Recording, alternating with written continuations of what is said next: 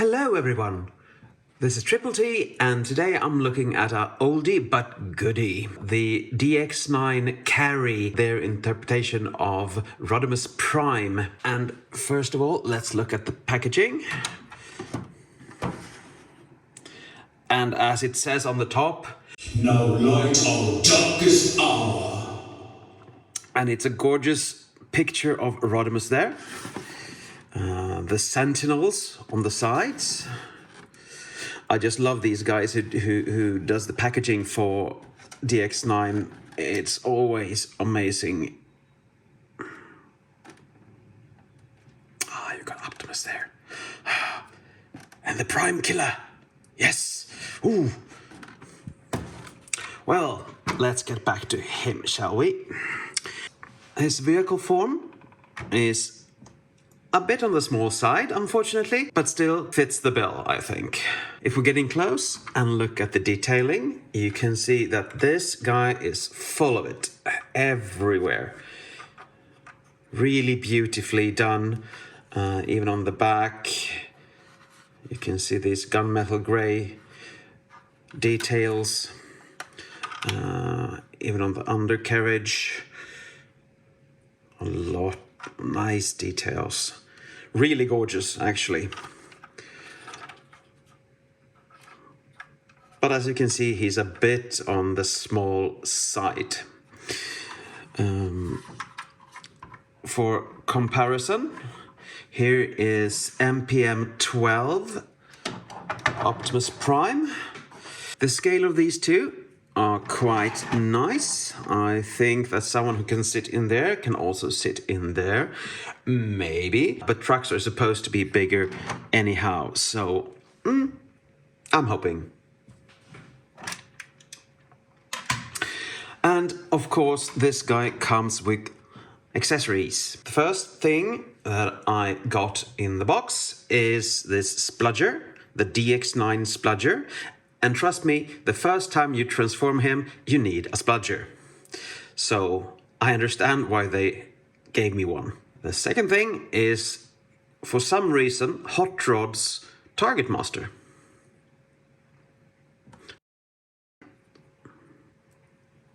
And he's quite nice.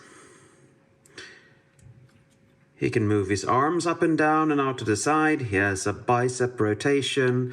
He can move his legs back and forth like this. Even the foot loosens up. Bend his knees. And you have some movement on the feet, as you saw earlier. And these wings are a nice touch, I'd say. But to get him to weapon mode, you have to get rid of these. And of course, this will be the front of the gun later on. Put his arms out to the side and just split him open. Horrible, I know, but still.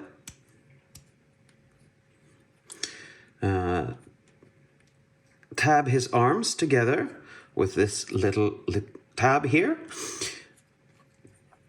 Turn his arms so that his fists are pointed inward, so you can plug them on like this.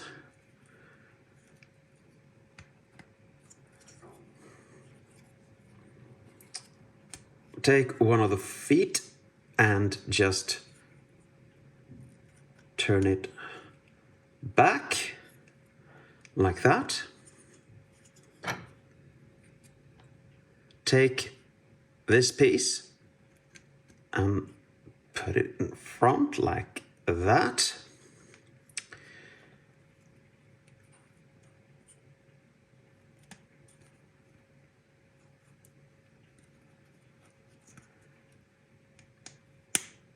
Tab the back foot, well, back, the back foot to the gun like that. And lastly, you take these little wings and you affix them on each side, and you have quite the nice rifle.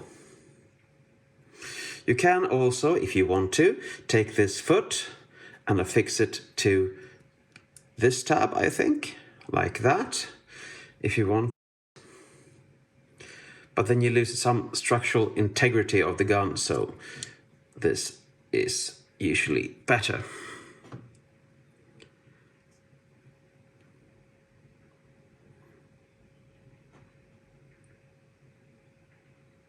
It's a nice gun.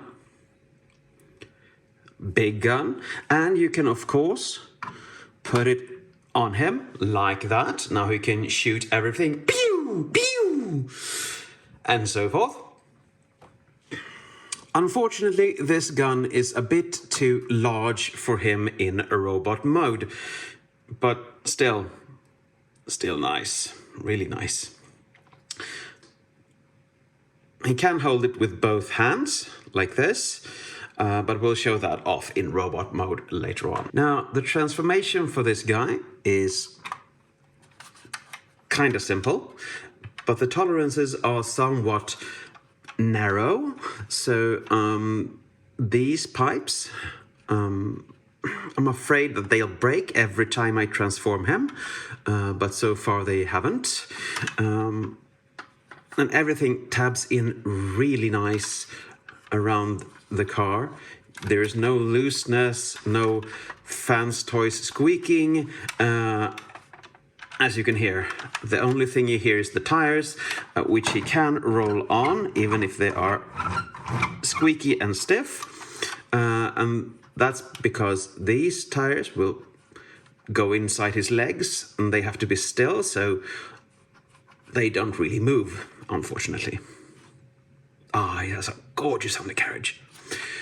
Anyway, let's start. You fold these smokestacks up on both sides. You take the back panel out, like that. You raise him up a bit. You can do it like that. Fold the front and the cab up. Then you loosen these Rodimus panels, as I call them, his back shield. Loosen it a bit there. And you have to get them past here. As you can see, it's kind of narrow.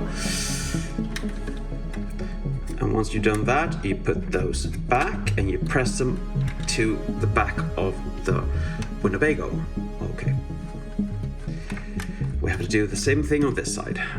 Put your finger in here so you can just bend it open and yeah. Put that down and press this into the back of Rodimus. Come down to this little panel and flip that out. Do the same thing on the other side.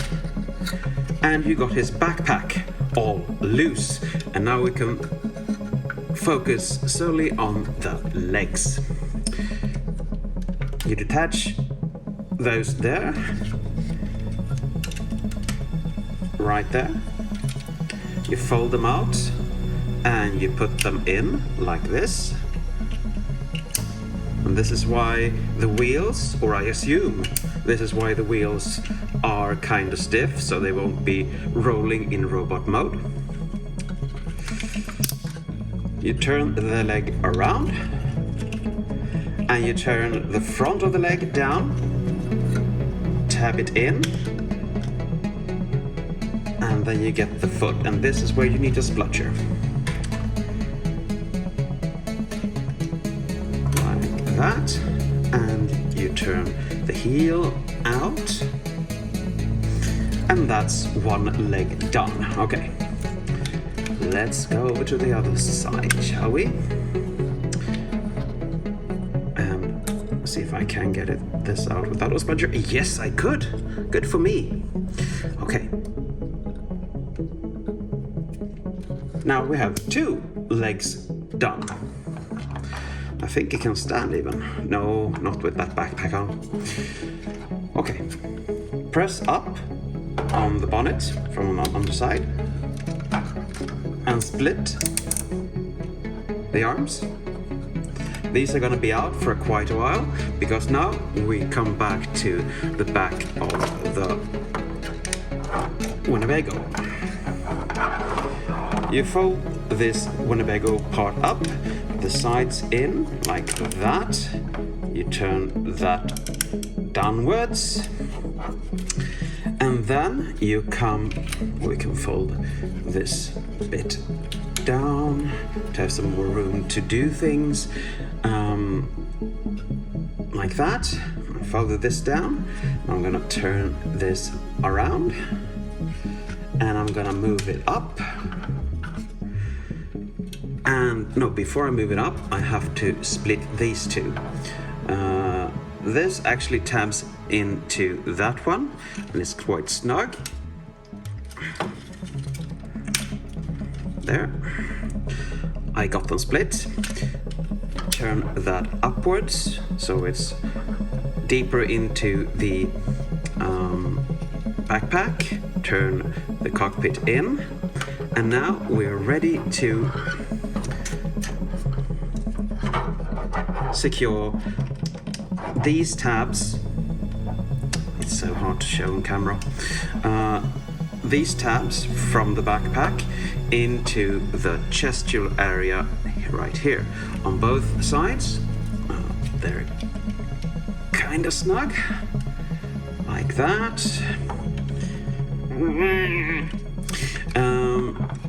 And now we aim to fix the hands. Fold the hands out, turn them around, loosen this panel here, push it in, and then fold this little piece in. And you are ready to fold that arm in.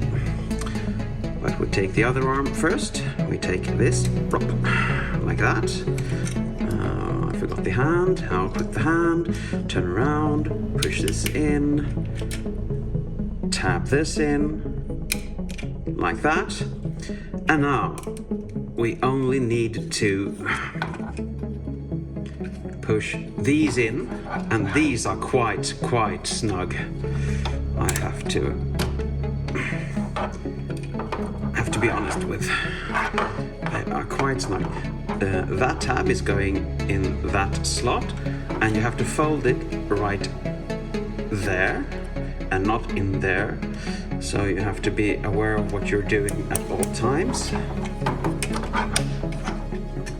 But there you have him. He's done. Just put his head down like that. This is DX9's Carry, or Rodimus Prime, and he looks gorgeous. He has a lot of detailing, just like the cab did. As you can see, a gorgeous head. Not too much Rodimus Prime-y, if I may say so, but still. Nice detailing everywhere. The signia was put on by me, so that didn't come with the toy. Nice waist region. Thick, lovely thighs. And beefy calves and feet.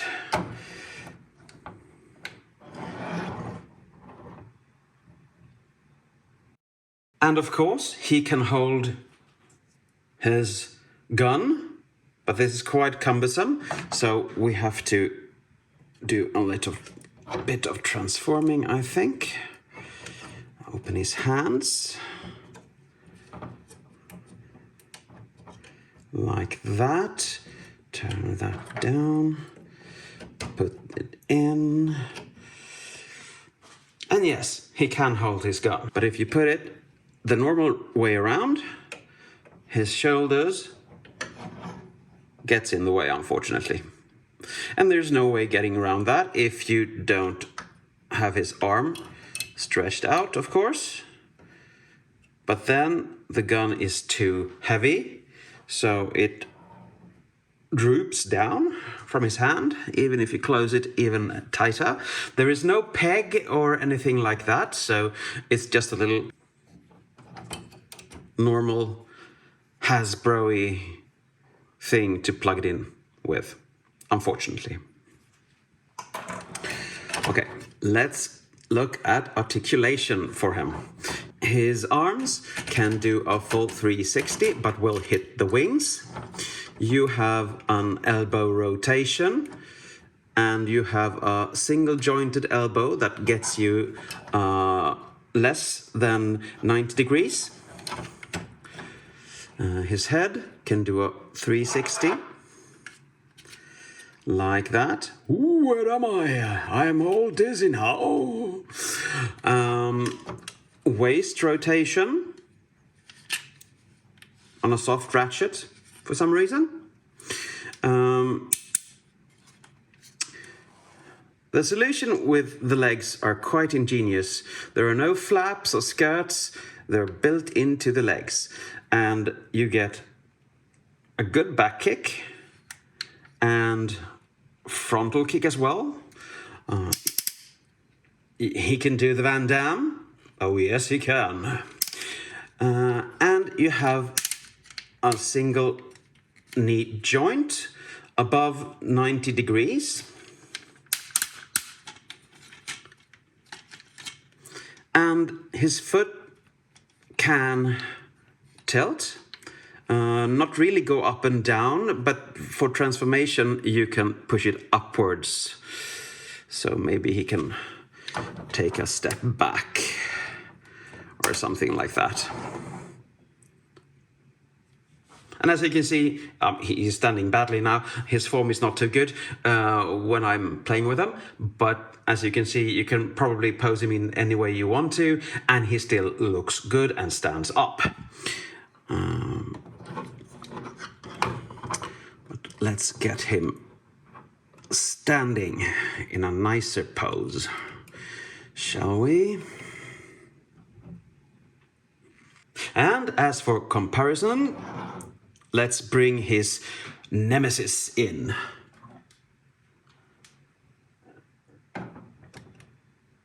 This is Fans Toys Sovereign, and Rodimus is supposed to be a bit shorter than Galvatron, and I think that suits him just fine, and they are really good together. So, my final thoughts for this character. Well, I like him. I like him a lot.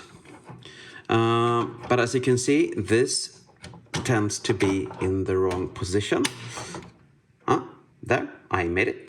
The thing is, the tolerances are great, but some parts of the transformation is scary due to the chromed parts that may be rubbed off. And one piece of design that I would clearly want to be without, and it's these panels here. They would be so much better put into the body in a way, but they can't, so unfortunately. But otherwise, I love this guy. I was so happy when I got him. I've had him for a while, and he will be my Rodimus for a long time to come. I know Fans Toys had Hoodlum. I'm not really a fan of Hoodlum, even though I really like Fans Toys. So this will be on my shelf. Well, that's it for today. Thank you for watching, and take care.